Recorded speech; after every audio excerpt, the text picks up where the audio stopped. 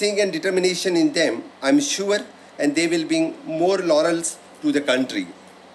And we have also fortunate that the sailboat Tarini and Madai, and which have been navigated through the every kind of the weather and returned back with her crew safe here, and which is constructed in our own state, Goa, and which is the shining examples of the skills and competency of the Goa shipyards and Goa shipbuildings in future. The suggestions of Madam Smriti Irani ji, whatever the support in future also required for the Indian Navy, the Goa government is ready for the adventure expeditions in future also.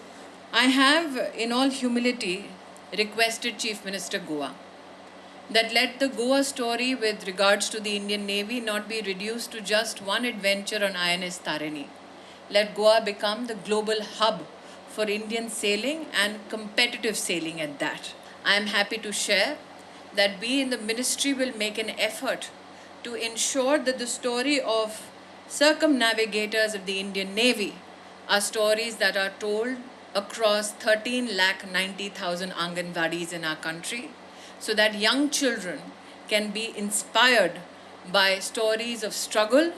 and stories where challenges have been met with much fortitude. How do we encourage more and more young girls towards national service through the Indian Navy? And I'm happy to announce that the Chief has been kind enough to tell me that in collaboration with the Indian Navy, my ministry can eke out a special skills initiative for young women, especially in coastal areas of India, so that they can be taught not only of the opportunities that can be availed in the Indian naval services, but also opportunities other than the Indian Navy that our oceans provide today.